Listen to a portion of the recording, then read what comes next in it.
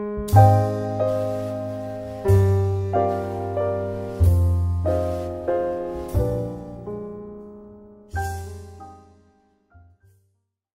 good afternoon, everybody, and welcome to the December and the last meeting this year of the Finance Committee. Declare the meeting open. Welcome everyone here. Special mention and welcome to our online viewers.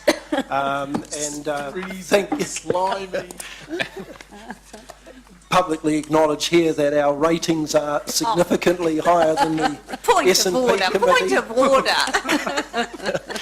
And that Oscar nominations are being pursued in Los Angeles as we talk.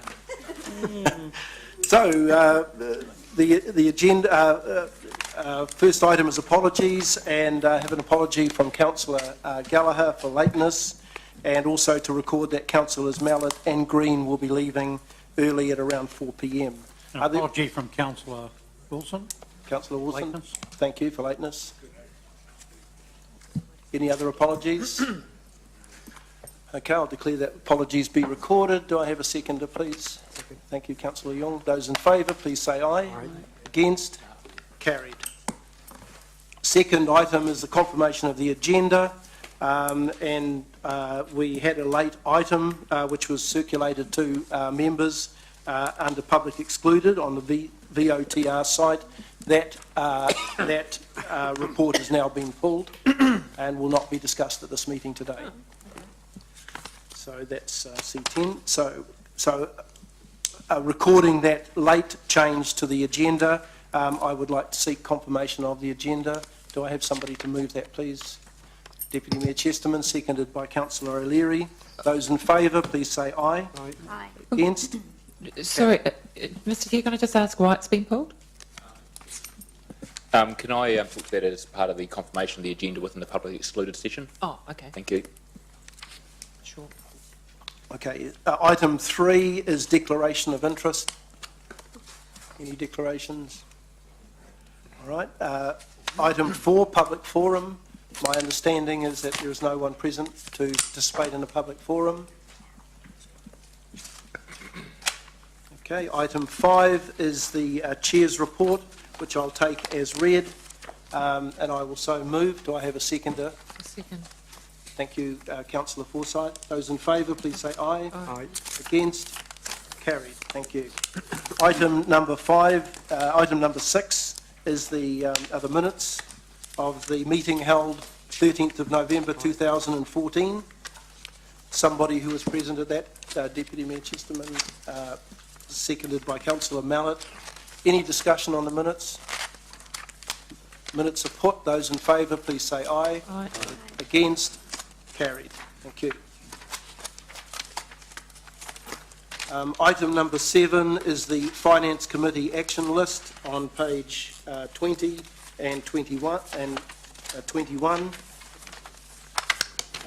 I will move that the report be received.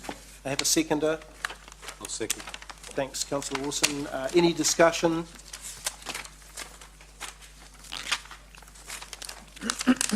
One particular point here is item 15, which is on the reserve land in Cumberland Drive. I know that that's a work in progress, but is it possible to have a timeline as to when this report will be available to us?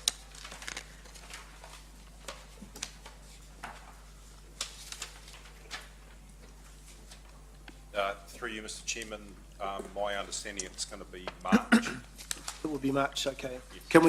Can we comfortably add that in then as a March, yes, as a March report date? Thank you. All right. Any other items in the action list? Right. Those in favour, please say aye. Aye. Against? Carried. Thank you. Item number 8 is the recommended dates for reports to be presented to the Finance Committee. That the report be received, I will so move. Do I have a seconder? Councillor Tooman. Those in favour, please say aye. Aye. Against? Carried. Okay, item number 9, which is the financial summary for the 4 months to the 31st of October. Ask the CFO, Paul Conda, to speak to this report. Good afternoon, Mr Chair, Your Worship, councillors. Just a few points that I'd like to cover off very briefly before the report is taken as read.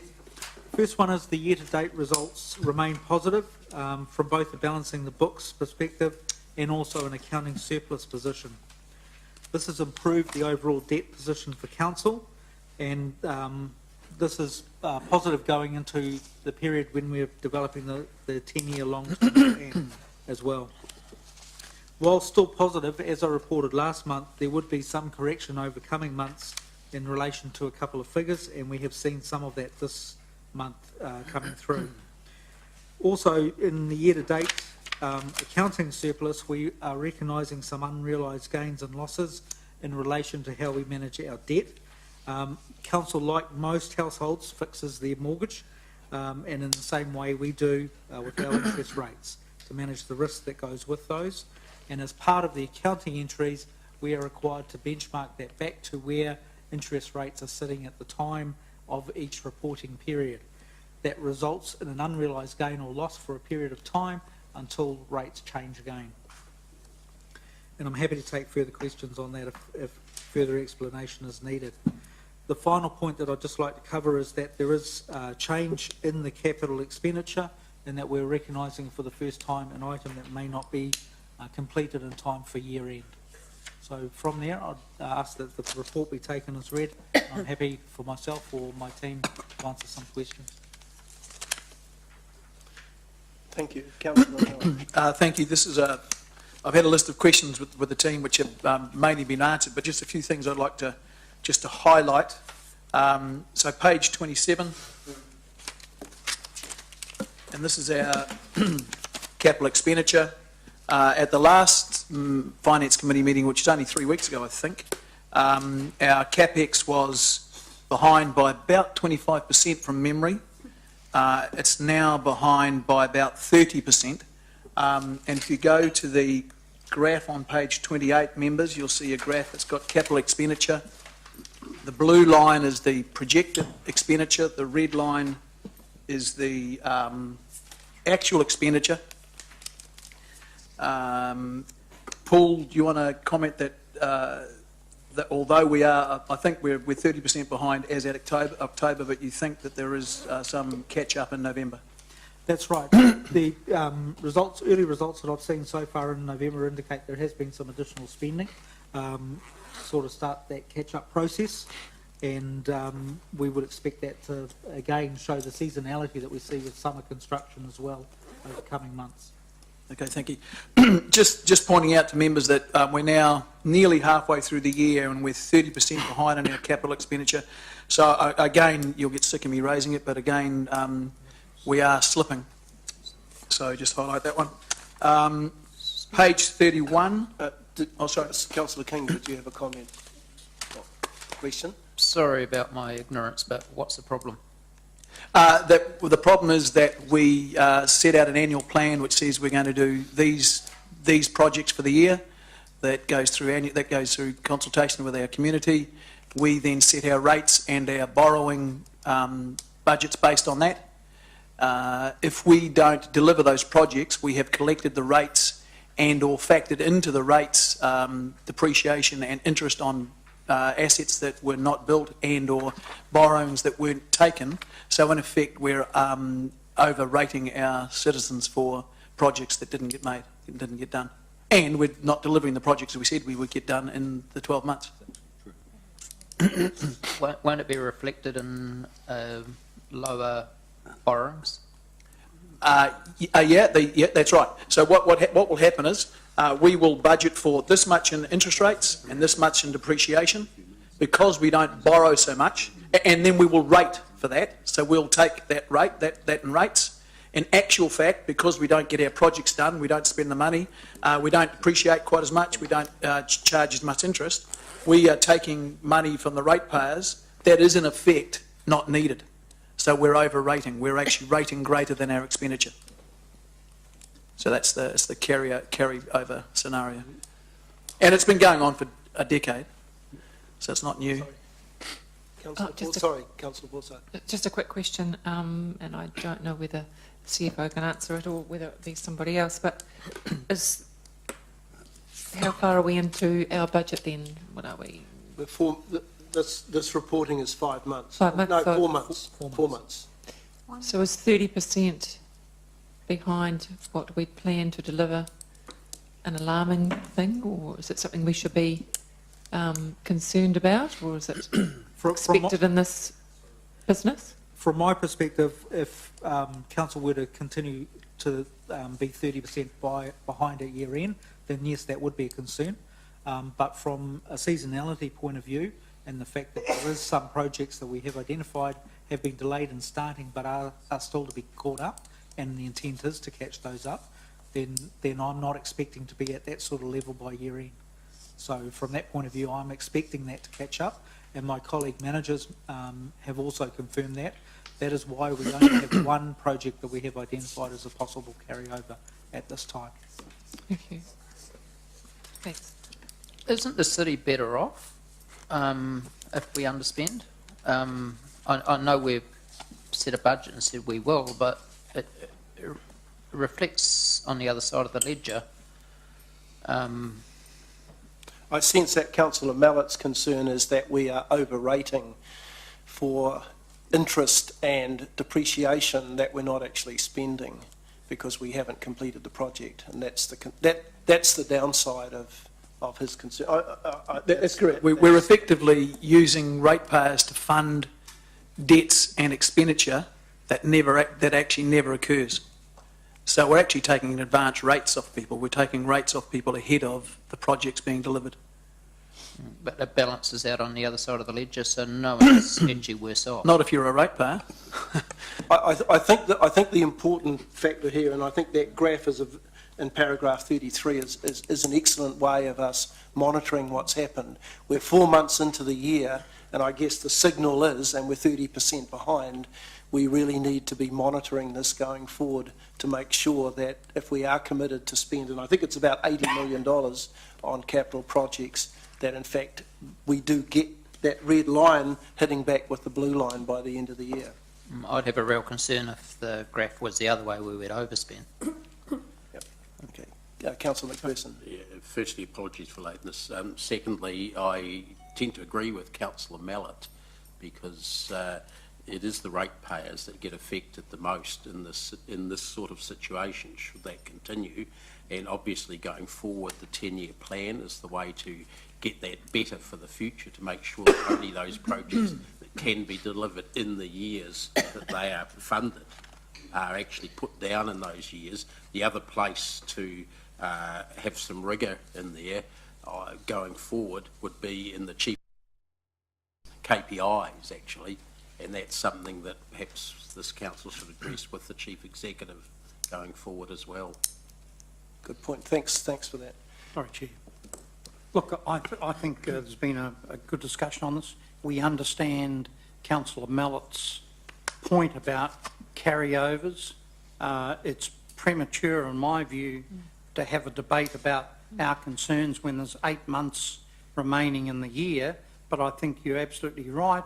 Just a quick monitor on it, but I don't think we should open it up to another large philosophical debate around carryovers and how that's funded, because we don't know yet what the story is. Thank you.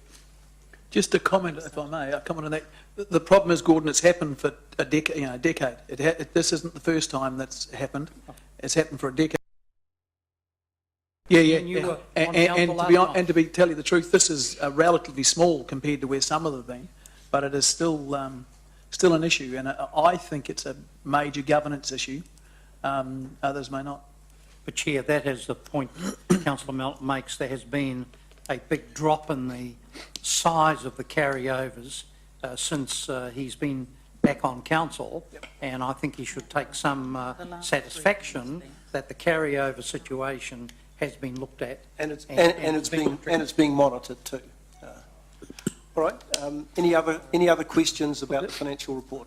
Look, there was just a question, sir. Are you aware that people comment on our so-called high level of debt? Are you aware that Tauranga just in the last couple of days, declared its debt, it's slightly higher than our debt, and I think ratepayers should balance our debt with what's happening in a smaller city. In a Were you aware of smaller populated city, yes. Yep. So were you aware of that? I was aware of that, Thank you. Deputy Mayor. Yeah. Thank you. Just to keep the vibe of the show rolling along, were you aware that page 1, well, you'll see, page 31, beg your pardon, that and this is just a flag to members, that personnel costs, and I've discussed this with the team, personnel costs are up 5% on budget and up 18% on last year. So if you have a look at the, so page 31, personnel costs. So if you come under expenditure, the first line is personnel costs. Actual is basically $21 million. Last year was basically $20 million. Beg your pardon, budget was basically 20 million, so we're $1 million overspent against budget. But if you look at this year versus last year, we've spent another $3 million, so 18%. So that's a significant increase. Don't know if has our wages gone up that much? Elected members? Are you advocating a flogging? We need to catch up. No, I'm just raising that issue, so members are aware of it. And just Did you want to turn that into a question, Councillor Mallett? did you know that? No, I There you wasn't go, aware, there and you go. I appreciate you And bringing thank me you up for the to date. Tauranga point too. And just again, waving a flag for members. Page 38, 40, 42, 44, 48 and 47 show significant increases in expenditure in our activities. They are art and recreation, which is up 6.6% over the previous year. City prosperity, which is up 23% over the previous year. Community services, which is up 14% over the previous year. Parks and open spaces up 19%. Stormwater up 7%. Transport up 12%. Wastewater up 10%. And water supply current up 30%. Now, beg your pardon, wastewater up 10%, water supply up 30%.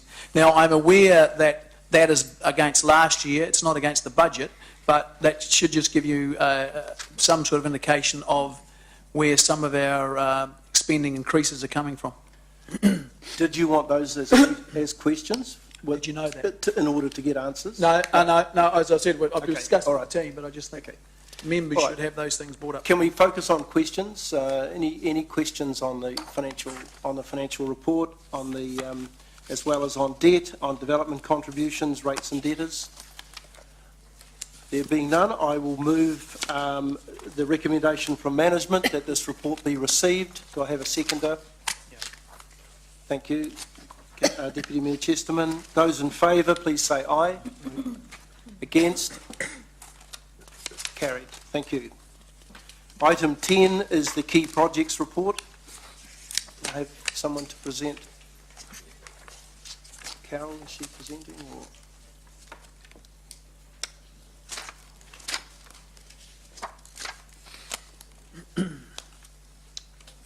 Did we have someone who was going to present the, I think I'll just jump in the absence of Carol? I was walking past to leave the room, but I'll sit here now. Okay. Well, Why Oh. step up? I'll take I'll take the report as read. I'll take the report as read. Would you like a copy of the report? No, I'm going to CEO. Are there questions of the CEO? Councillor Mallett. I just request a translation, please. Page 52, paragraph 21. In conjunction with Property Unit PMO, has developed an enhanced assessment tool to bridge the gap between the original assessment tool and a light business case. This ensures more robust information is captured to inform the decision to appoint, approve plant and vehicle renewal. What's that mean? I'd like to be able to translate that for you. And Your translator's turned up the today. translator has turned up. The second tag in. No idea what that means. Yeah. So talk about this comment here about Blair has been Enhanced assessment tool. alerted to this. Yes. So this is work that Carol Sarah has done with our property team to put in place additional rigour for the purchase of any vehicle or plant. So basically it's a decision making tool which basically any purchase request information needs to be provided and assessed against the decision making tool. So just add some additional rigour into the process. Effectively it's a very mini business case type assessment for vehicle or plant purchases. So currently, how do you justify a vehicle purchase? Look, it's against a range of criteria. We obviously we have an independent fleet provider, Fleet Smart, and they have a range of data around the type of vehicles that would be appropriate. It's looking at the need of the particular area that's requesting a vehicle. So either it's a replacement of an existing vehicle or it's a new request. So it's basically justifying the need of that particular vehicle and looking at all other options to make sure that the vehicle or plant is appropriate prior to that capital expenditure. So are there alternatives to is there pool vehicles available? What's the likely usage? Can we cycle out a vehicle for somewhere else in council to fit the requirement and rather than purchase a new vehicle? So it goes through a range of those sorts of tests. So what would you expect to be the outcome? Will we expect to see vehicle expenses dropping? The outcome is to Excuse me. is to ensure that we have a rigour in our process, and that may result in a reduced vehicle purchase. It may also mean that our limited budget is able to accommodate the large number of requests that we have across the organisation. So it's enabling us to live within our means. How will you know it's working or it's improving what the current situation is? We obviously have started a review of the fleet, and part of that is around optimisation, part of it is around vehicle costs, and we would expect to see that, one, we live within our budget, and secondly, that we can potentially lower our cost over time. But first and foremost, it is about making sure that we can live within our budget, and we are a growing organisation, and so there are, as you can imagine, a number of requests across the organisation for new plant, new vehicles, and it's trying to put a rigour and assessment criteria on top of that already in place from Fleet Smart and our independent fleet providers. Vehicle costs don't get reported to council, do they? They don't get. They're obviously in operating expenses, something like that, so we don't see that. Not the granular detail, no, but they are part of the budgets that come through to council. Okay. Thank you. Councillor King. Just refresh me on paragraph 20, the $400,000 capital expenditure for the zoo. What specifically would you like to know? What it is. Yeah, exactly. Sean can answer that. Yes, through the chair, it's the Simon exhibit that's being developed on the zoo grounds. That was approved as a part of the LTP, the last LTP process, and then more recently by SLT when it went through for final project approval. Thank you. Further questions? I've got a question on item 17 under key issues, the finance system IT implementation project, which is shown as amber on page 56, and that's an activity, I think, which has gone from green to amber. My question is, whilst the project forecast remains in budget, is council incurring further costs which might have been avoided had the fixes been able to be, the fixes had been resolved earlier on? Is there a kind of an ongoing cost which we would have otherwise avoided? So I can talk to that point, Mr. Chair. I was and still am until we turn all switches to go. The sponsor, SLT sponsor of the finance system upgrade. The budgeting module itself was a item that was considered right from the start in terms of whether or not we continued with our existing finance budgeting system, whether or not we looked at other options, including a tool with Microsoft Dynamics. We also considered other options in terms of other third-party software to provide that service. The reason that this is amber is it's the budgeting module actually exists and it works in Microsoft Dynamics. It exists. One of the things we decided at the last minute in respect to this process was to actually look at automating, and I say last minute, we always considered to automate the budgeting workflows, so we can workflow one sheet from a junior manager to a senior manager and to the general manager for approval, and that's what this is referring to. We worked through that as part of the project.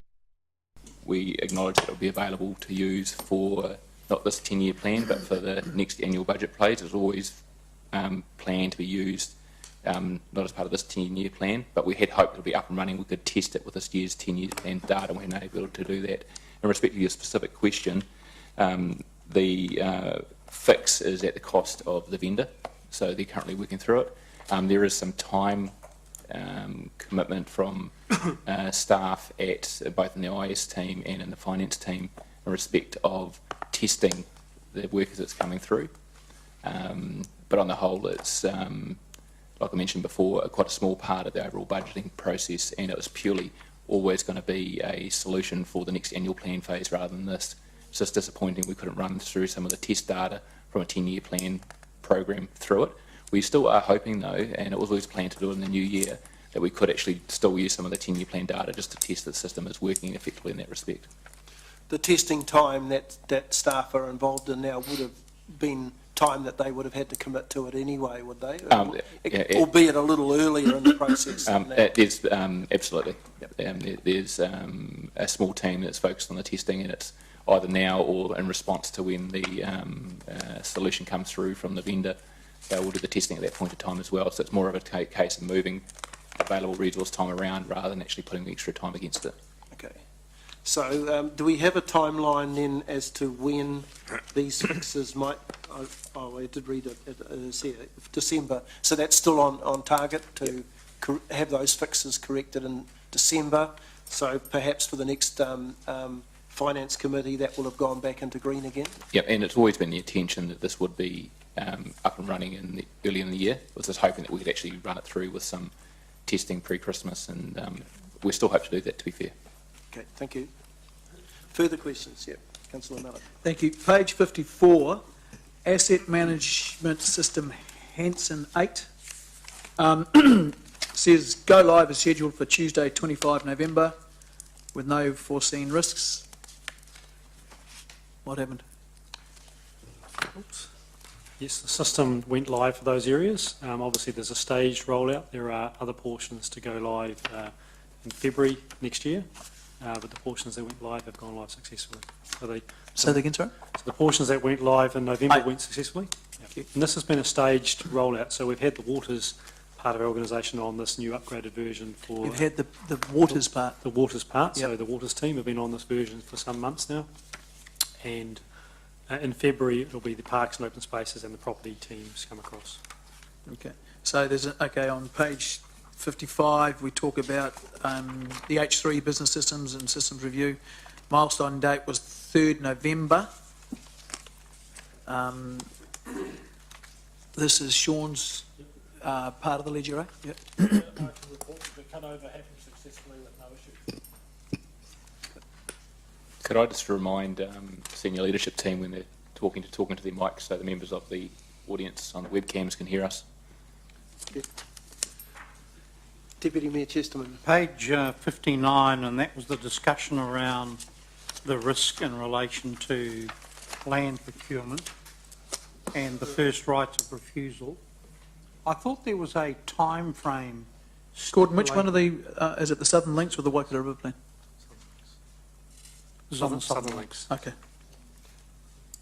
So I just, for clarity, I thought there was a time frame around that where land offered to Tainui, they had X number of days to respond, or it could be considered then that they didn't want the land. So could you just update me on that?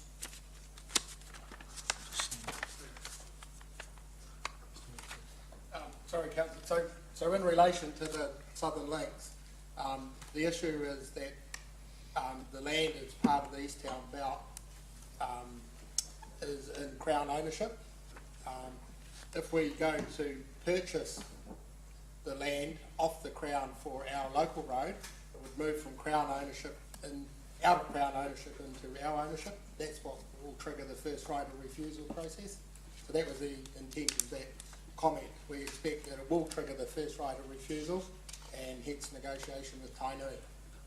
That was the intent of the comment. I don't think there's a time frame. It's when it moves. The timing is the status of the land at a particular time in relation to the Act. So, but I'm not aware of any time frame. I think it's the trigger when it moves out of Crown ownership.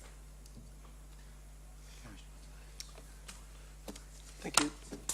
All right, any further questions? Just a comment on the report itself, page 61, which is the fold-out A3. Does that add any more information except to put down the project manager's name? No new information. So can you just put that in there, and then that page is redundant then, eh? So, because each of those projects is in the 5 pages preceding. Yes. So if you just put the manager's name in there, then you don't need that page. Because I was trying to figure out what it was there for. That's all it has, just the... It's a summary of all the statuses of all the projects in one place, okay. one page. So, All right. so that's what it's to provide. And it's just incidental that the project manager's name's there. So the purpose of that is a one-page summary of all the project statuses. Okay. But the recommendation from management is that the report be received. Do I have... Oh, sorry, Councillor King. I take it that the council can't lease land off the Crown for roading? I'll ask that question of the GM infrastructure. Sorry, can you ask the question yet? I take it that the city council can't lease land off the Crown for roading?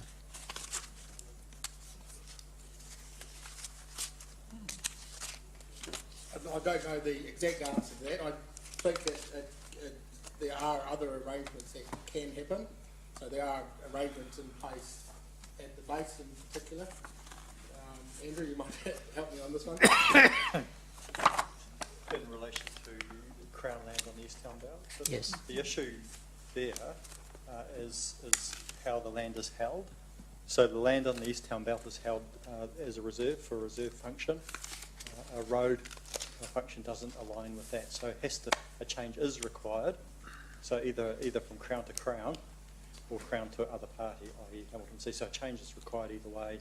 So a lease with the current classification on it wouldn't work. But you can have a road on Crown land that's set aside for the purpose of road. And you can have a road on Hamilton City Council owned land that's held for the purpose of road. So it doesn't really matter who owns it, the issue is the classification. I hope that answers the question. Thank you. Any further questions? Right, I'll look to the recommendation from management that the report be received. Do I have someone who would move that, please? Deputy Mayor Chesterman, a seconder. I'll second it. Thank you, Councillor Wilson.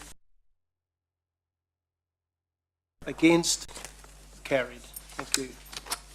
Okay, item number 11 is the community occupancy applications with a recommendation from council. I'd ask if Lance could speak to his report. I'll take the report as read and ask Lance if he could speak to it. Then we'll follow that with some any questions. Thanks, Mr Chairman. Councillors be aware that the community occupancy policy and the associated guidelines were adopted by 28th of November last year, and then the guidelines were adopted on the 27th of February this year. Our teams have been working through the implementation of this and contacting the 120 odd organisations that are involved with agreements with council. There's now 39 groups occupying council properties under former agreements that have expired. This is basically a tranche of 21 of those for consideration by the committee of their new community occupancy agreement under the policy. If these are approved, then the new rentals which are reflected in the report would come into place as part of those new leases. For those who have existing leases, we have an obligation under the policy to actually, and under their leases, to notify them of the new charging regime that was part of the policy, which would come into effect on the 1st of January 2015, and that was a two-stage approach to if their rental was going up, then they'd have 50% increase and then another 50% 1st of January next year. And same with decreases as well. So this is the first tranche of them. There's quite a few there. Look, happy to take any questions on them. It's quite a big item. There's quite a few of them there. So be for myself or Sally or Renee to answer any particular questions about any of these applications. Okay, thanks. Just one last thing. We have assessed these under the policy. It comes forward as a staff recommendation that they do meet the criteria. They have worked through a community occupancy agreement and plan, which is that they have to be in line with the policy around achieving certain community service outcomes. Thanks, Lance. Okay, I've got questions from Councillor McPherson, then Deputy Mayor Chesterman. Thanks, Lance. These items here, all the different 21, sorry, how many of them are set at the exact rate that we had calculated when we were going through the policy and you gave us those schedules? And how many of them are variations because of miscalculated areas or technical things versus ones where they've made an application for a reduced amount, if any? I'm not sure, whether we're seeing just standard policy recommendations or something that's changed, because I don't have that original schedule beside this. Yeah, my understanding is that we have revisited those matters and then calculated on the best information that we have available to us. So I think an example, and I can't give the exact numbers out of the 21, but I think the Mountain Bike Club is probably an example of that, where they had some issues around the area they were renting, leasing and that sort of thing, and then we've discussed that with them, and I think there's been a few others that have been brought to our attention where there might be some historical discrepancies or discussion over those matters. But maybe Renee might be able to help out further. I don't know all the detail on each of these. Well, so what I'm trying to find out initially is whether the proposed budget, proposed income from that the policy would achieve or deliver to council is met, close to being met. There's no picture I've got. This is the first time that we've received these proposals under the policy. I don't have a problem with getting so many of them because we deliberately delayed some of them so they would line up. Now have no sense of whether we're going to be anywhere near the budget or not. And I don't know whether any of these, there was an opportunity for groups to apply for some or all of the fees to be involved in here. There's no reference that I could see, and there may not be. The first part of the question, I'll probably push that over to Sally and Renee, because they've been involved in the mechanics of that. Through the chair, if I may, in terms of the differences in terms of on track with budget, unfortunately we haven't gone through and done an analysis of that, and I think it's a really good point that you've raised, and I'm happy to do that and come back to you. The only significant change within this report is around the Hamilton Mountain Bike Club and their area, because obviously their area is not exclusive use, and that was part of the discussions through the policy itself. In terms of the amounts that have been charged are based on the policy itself, and none of these applications have asked for those exceptional circumstances or requested a change, so that hasn't occurred. And we would highlight that if it was part of the application process. Okay. So since then, there's a couple of others which are in the process at the moment, and there's a couple of groups have come forward. I've had a couple of memos from Sally's team just around the exceptional circumstances and the hardship side of things, which we're just working through. Now, if you recall in the policy, it puts it on me to actually make a call on that, whether I bring those forward to council or whether we go back and have a further discussion with the group. As Sally said, what we'll do is we'll do that analysis. Look, we haven't seen, I've been all over these spreadsheets for a number of months too, but my understanding is that there won't be a huge variance on those figures which we quoted you. There might be 5 or 10 grand either way, so I think But we can bring that back as when the next lot come through. I guess when the LTP discussion comes up, this is a good time to check, because the premise was that it was relatively cost neutral overall. Yeah, I expect it to be pretty much the same, and there's a couple other ones that have come out of the woodwork too that we've found since you got those original lists. I think there's a couple which we've just worked through. Just understand there's also a couple in here which have, we've had some of these leases and licences actually managed by different parts of the council, so we've been trying to pull that together from Nick Wells's team, from Dee's team, also from Sally's team, so that there's a one-stop shop for you guys to get your head around that, rather than hearing it from three different parts of council.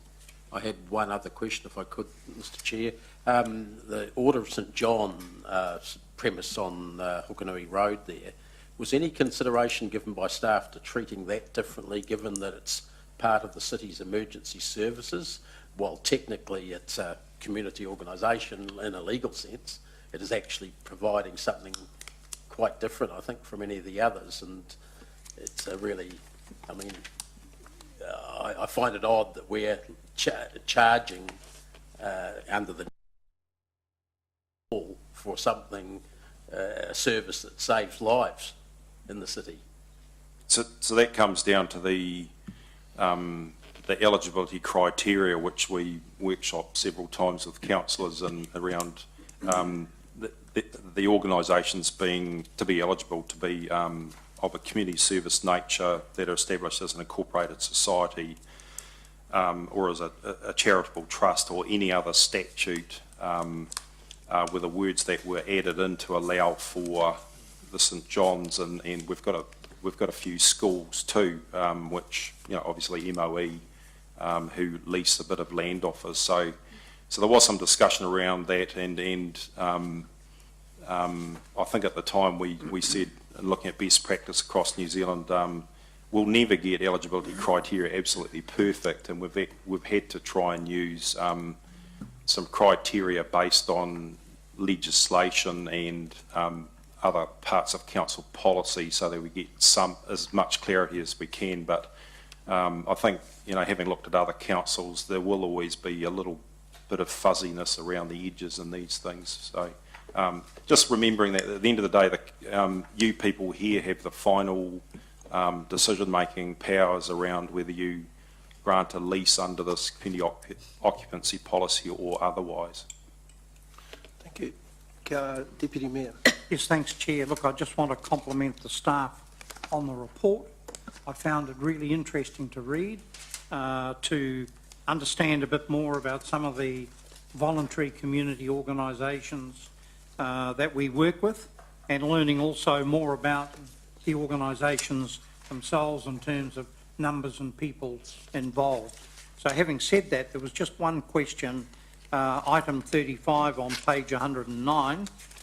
Clearly the Waikato Digital Youth Network is very successful, and I see there's a drop in what they're paying, although I'd be interested to know they go down from 11,500 to 699, but plus the maintenance utility costs, so I presume it's probably about the same or a bit less.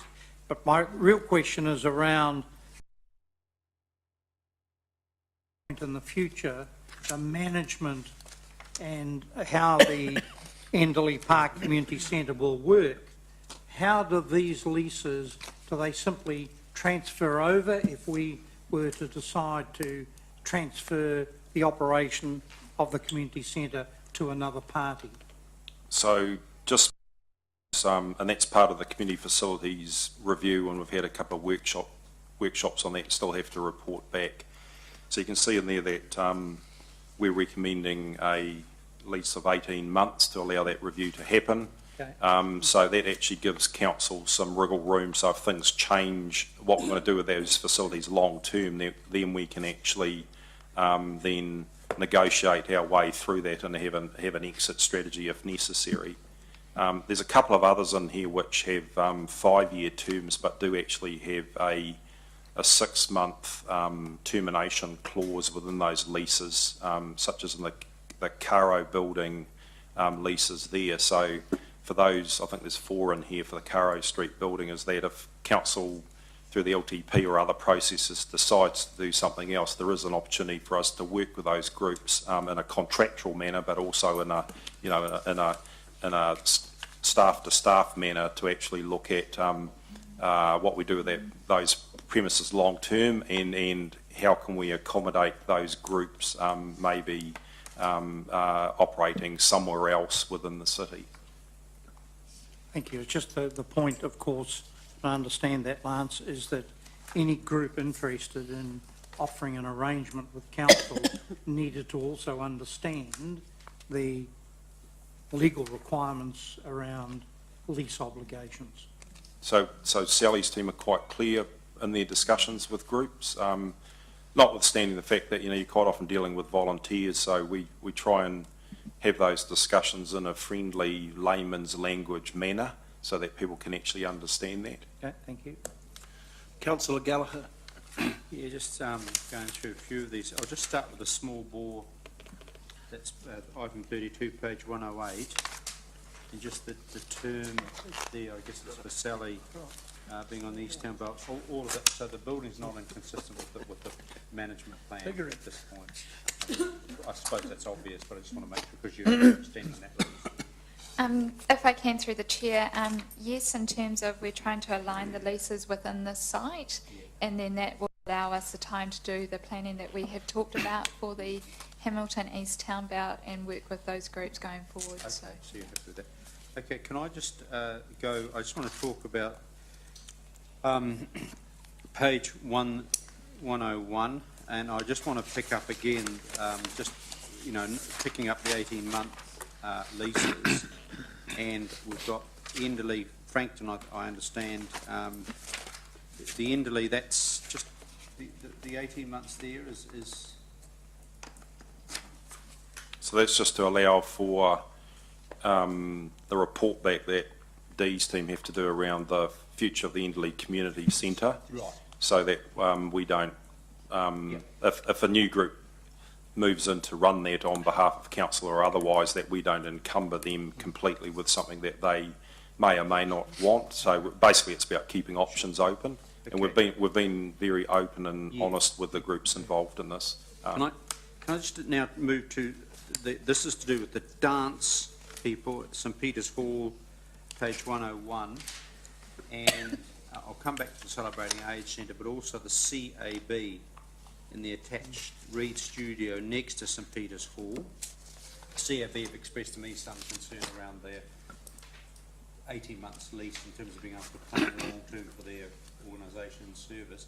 So we just take St Peter's Hall and the attached Reed Studio. What's the situation there?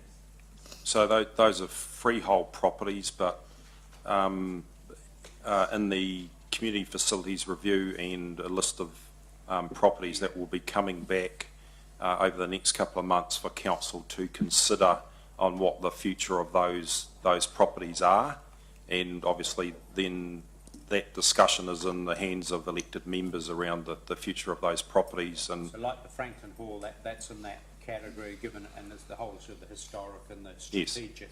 Yes. And I think we've handed out spreadsheets around what the possibilities are, what the encumbrances are, what the roadblocks are, and all those sorts of things, to either operating them going forward or disposing of them in some manner.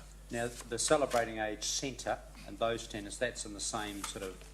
Yes, so it's in part of that whole review. Review. Yes. The Caro Street, the 5 years. Can you just clarify that again for us? So within my understanding from Nick's team is that there's within those leases there's a 6-month, there's a clause in there which allows council to give 6 months notice if we decide that we want to use those premises in some other fashion. And then they've got up to 5 years subject to 6 months? Yes. Right.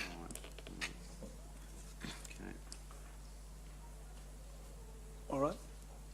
You've had all your that's all your questions. That's because obviously what I'm hearing is that, with the exception of Caro Street, it's a different category, but the other stuff, of course, as per our workshops, are coming back. Any further questions, Councillor Kemp? Why has St John's come under this policy when their income comes from ACC employee payments, from car registrations, from central government, and there's no input from local government? It's a service that's run out of Wellington, although it is a charitable trust. Yeah. They are, under our criteria, they are a charitable trust. Our criteria doesn't venture into the size of the business or the perception of that. And if you look at the flip side to that, part of our criteria is about these groups actually being sustainable. So whether it's a football club, the Small Bore Rifle Club, or St John's, if they meet the criteria, then one of the key criteria beyond their status and being not-for-profit is that they need to be sustainable, and that will be in, and that can venture from, a large professional community organisation through to a small sports club. But at either end of the spectrum, we don't want those groups to be, we want them all to be sustainable, because if they aren't, then we all know what happens is that council ends up with an asset coming back to us that generally costs us a lot of money to either dispose of or to manage into the future. So our criteria didn't venture into trying to get into where, notwithstanding the fact that if groups are on Reserves Act land, they have to meet, and so you couldn't have a McDonald's on a council reserve that's classified under the Reserves Act. Isn't the St John's a business, and that if you order an ambulance, they send you a bill? Unless it's an ACC claim, unless you've had an accident. Without trying to sound flippant, but if you're a member of the Melville Soccer Club, you also get a bill for fees each year, and you do buy certain things over the bar, and there's other services provided there too. So I think it's about, how commercial are they, and our criteria talks about being a not-for-profit. So we have got one or two which will come up, which we will work through before bringing to council, that if they are in the totally commercial realm, then we would be recommending to council that they pay that full market rate rather than getting the 87.5% subsidy. And as I said before, our criteria will, my view is, I think we've got them as clear as we can, but wide range of groups operating in a wide range of ways, and some of those are historic as well. So if a school, if the Ministry of Education applied, they would qualify? Currently under our policy, yes, but my view would be looking at the guidance given in the open space plan, where we would minimise the amount of buildings and other operations on our land unless there's some major community benefit. Then we would probably say to those organisations, I'm sorry, no. I think what we're dealing with here is some of the historic arrangements that we've had on our parks and also on our freehold land for many, many years. Thank you. Right, one last further questions. Just one question. I assume that all of these groups have had the opportunity to work with council over the last few months in terms of negotiating and agreeing on the terms of their leases, whether they're different from what they previously were. They've had the opportunity to get legal advice where it's appropriate that they do, and that they have agreed to the terms that are set out in this report. Am I right in those assumptions? If I can through the chair, yes. So the applications are received from these groups, and it is my team or others through our council who look at those applications. If there's any suggested changes that we have to those applications, we talk to the groups about them to make sure that we do get agreement and we're on the same page. So okay. Yes. Okay. So we try and get as much consistency as possible, but on the other side, we actually take into account some of the nuances, specific nuances of those groups. All right. Thank you. All right, so what I'd like to do, and I'm not, there are a number of ways that we could deal with this, but my suggestion is that I now move to put the motion as a whole and seek a seconder, and then go through each paragraph in part, so that we can either debate or vote for A first and then B and then C, or look at either voting against individually each of the leases, or the possibility of an amendment if that is what elected members may prefer. Mr Chair, could I suggest, with respect, that you start it the way you did and then just go by exception, so anyone that wishes to ring one, you get a list of them and move the rest en masse. I had thought of that. I thought this was a better way of doing it. It was 21, okay. Okay, so we'll do it that way, and either way I think it's going to require a certain amount of time to work through it. So I would like to move the recommendation from management that the report be received. Do I have a seconder? Thank you, Deputy Mayor. And so what I'd like to do is now move through the parts, and could we perhaps put those up on the board? Jude, if we could put A, which is the renewal of the lease to the Scout Association. And if I could ask for those in favour. Aye. Against? Okay, carried.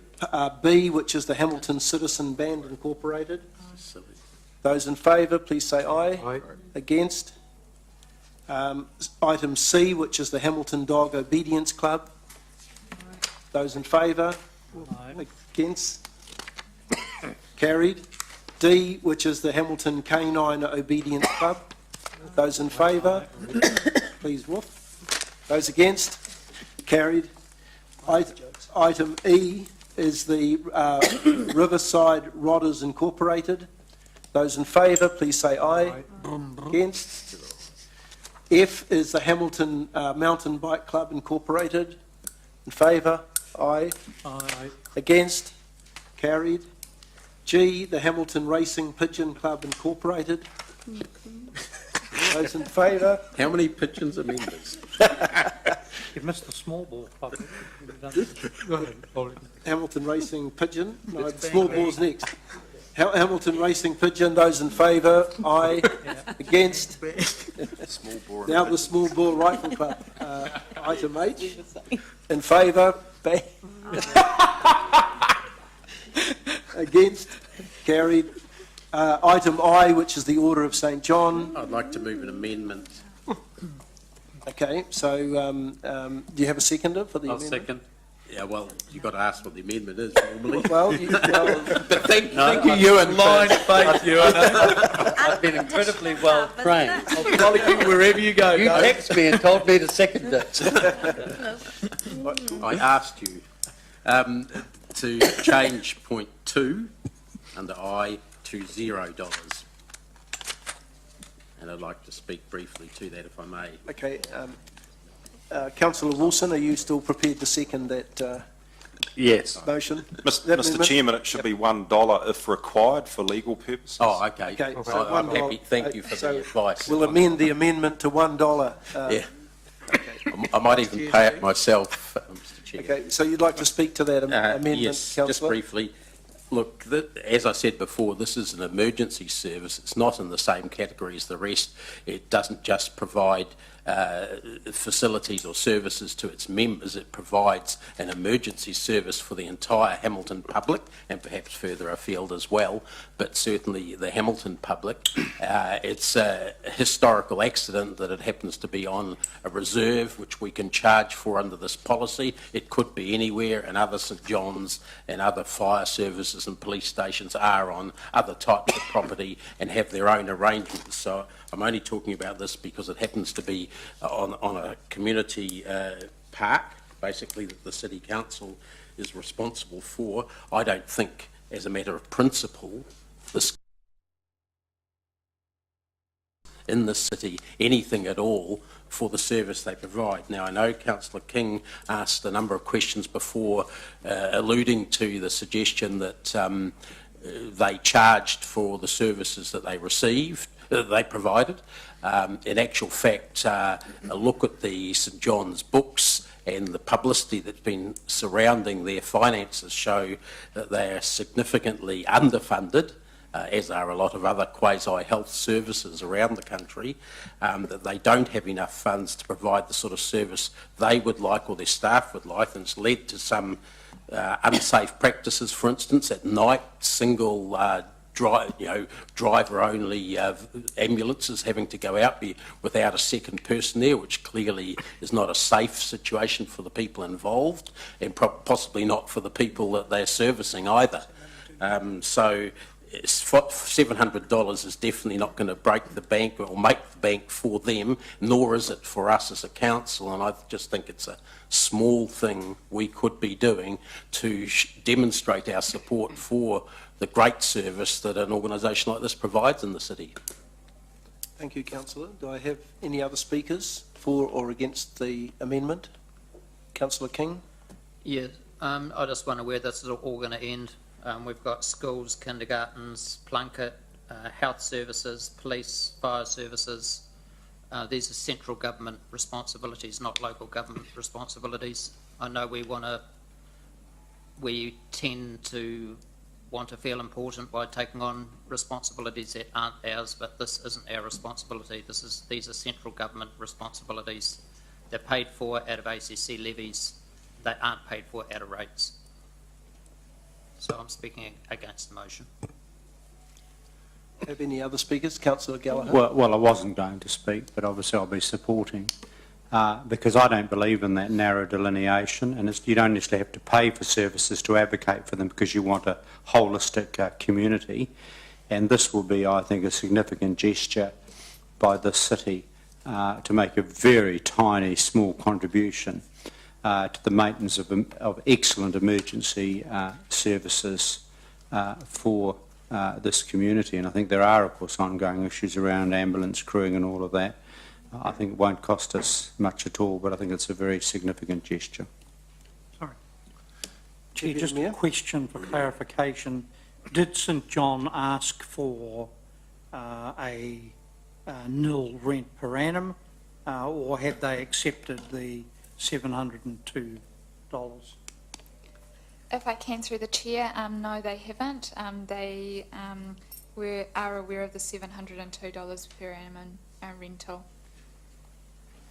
And I take it from Deputy Mayor Chesterman's question, they didn't initially ask to retain the zero rent that they had previously not paid, or the rent that they had previously not paid? No. Okay. Councillor Miller. On a number of levels, this is not right, that it should be zero. First of all, I appreciate that symbolism does matter, and I appreciate what you're doing there, but the people who service the ambulances, the people who provide petrol for the ambulances, the ambulance drivers are all being paid. Point of order, Mr Chair. Not all ambulance drivers are paid. There are a significant number, and I think perhaps more than half that are not paid, that are volunteers. So I'm not trying to disrupt your flow, but that's... But you did disrupt the flow. There are any number of people who are providing services to the ambulance service at St John's that are being paid. And it's all about payment for services. We are providing rental property services for them. And that we do need to, and I appreciate that this community, as the discussion Lance had before, it is bloody difficult to get rock hard principles and stick to them in these things. You're always working in areas of grey, areas of judgment. And I appreciate yours as a judgment call too, Dave, but I think to the extent that we want to have our policy to have some degree of rigour and principle holding it up, we have to do this. And as I say, the figure, the $700, is a pittance. It is symbolic only. Further discussion, debate? Councillor Tooman. I'm a little bit undecided on this one, Mr Chairman, but I will be speaking in support of the motion, mainly because the what I call a Chartwell or ambulance station is an operational base. But besides that, there's a large number of volunteers who actually work out of that base. For example, you have the group who are attached to the volunteer fire service who provide lighting at scenes of serious and fatal motor vehicle crashes. There is the St John's Cadet Scheme, which work out of that station as well. So in view of the number of volunteers which are actually operating from the Chartwell station, I will be in support of Councillor McPherson's motion. Sorry, you'll be voting for the amendment? Motion, yep. For the amendment. Oh, it's an amendment, isn't it? That's right, the amendment. For the amendment, okay, thank you. I just want to have a question to clarify. So now we're looking at 50% of the occupancy policy, right? So that means by the year after will be $1,405, right? Is that correct? No. So this amount that's in the report will be the total rental per annum. Yep. The way that we're implementing 50. it is 50% and then full cost in the first. But this amount is the annual annual amount. Okay. So just to be clear, the first year will be $350, and then after it'll be $705, basically. And the $702.50 is 15% of the market value of the... 12.5%. Sorry, 12.5%. Reflects the 87.5%. So the other 87.5% is the subsidy from council. Mr Chair, could I also ask a question then, and that is, are there other local authorities which provide leased land free of charge, or at charges other than the policy rate that applies more generally? I thought you might ask that question. Just in the last 10 days, the Auckland Council approved a lease at one of their local boards for St John's Ambulance for $5 a year. Sorry, I didn't hear that. Could you repeat that? $5. So Just repeat that. other councils, generally from what we can glean, especially for ambulance services and rural fire services, charge peppercorn rentals. It's normally rural fire services and that sort of thing, and they're quite often based on council land. All right, so no further debate. Councillor King, Just a question for the General Manager. Should this go through, doesn't this bring into question the integrity of our whole policy and leave the door open for other genuine clubs like the Pigeon Group? Surely that's a speech. Or the Croco Mr. Chair. Club to come back and say, well, you've made exception, or the council has voted that way, so they would ask for discounts as well? I think that to the latter part of your question, yes, it does allow those clubs to ask for hardship and that sort of thing, which the policy allows for. For the first part of your question, my answer would be no, it doesn't compromise the integrity of this, because at the end of the day, the council has the decision-making powers around all of these leases. Yeah. Right. Okay, so we're ready now to vote for or against the amendment, and the amendment is under I, items little I 1 and 3 remain the same, and little item 2, the rent, the motion stays the same with the removal of $702.50 plus GST to be $1 plus GST. So those in favour of the amendment, I suggest we do this by show of hands. Those in favour of the amendment, please raise their hands.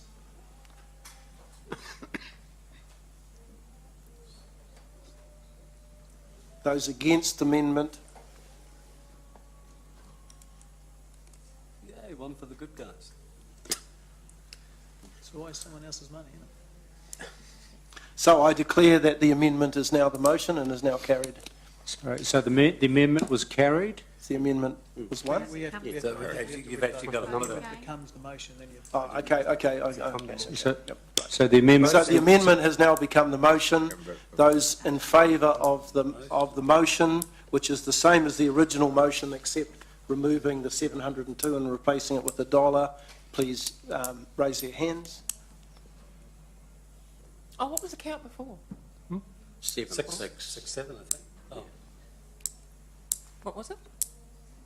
Jude, what was the Sorry, vote? I just It want was to... 7-6 in favour of the amendment. The amendment was carried 7 votes for and 6 votes against. It became the substantive motion which the chair then put, and I understand it was carried 7 votes for and 6 against. I think we got halfway. We got halfway Okay. through, yeah. So, Do it again. Do it again. so we now vote for the new motion. Those in favour, please raise their hands. That's 7 votes for And the those motion. against? 8, actually. 8. Oh, Margaret. Your worship voted for. No, Margaret did. Okay, yeah. Oh. That'd be a good media statement. We can get our PR people onto that. Well, we do, seriously. I mean, why not? I'm being quite serious. I think that's significant because that brings us into line with Auckland and some of the rural authorities. So I think that'd be a very good Christmas media statement. Right, let's move on to item J, which is the Waikato Digital Youth Network in Enderley Park Community Centre on Enderley Park. Those in favour, please say aye. Aye. Against? Carried. Item K, which is the Karate Do Incorporated, No, say the word. Shinjokai. Jokai? Shinjokai. Those in favour, please say aye. Aye. Against? Carried. The Dance Performance Trust. Those in favour, please say aye. Against? The Age Concern for Space in the Celebrating Age Centre. Those in favour, please say aye. Against? Carried. Grey Power for Space in the Celebrating Age Centre. Those in favour, please say aye. Against? Carried. Senior Net, under item O. Those in favour, please say aye. Aye. Against? Carried. Citizens Advice Bureau. Those in favour, please say aye. Aye. Against? Carried. The Citizens Advice Bureau for Space in Karo Building. Those in favour, please say aye. Aye. Against? Carried. Volunteering Waikato for space in the Karo Building. Those in favour, please say aye. Aye. Against? Hamilton Multicultural Services Trust. Those in favour, please say aye. Aye. Against? Carried. Waikato Ethnic Family Services Trust. Those in favour, please say aye. Against? Carried. And finally, the Waikato Society of Arts Incorporated. Those in favour, please say aye. Aye. Against? Carried. Thank you.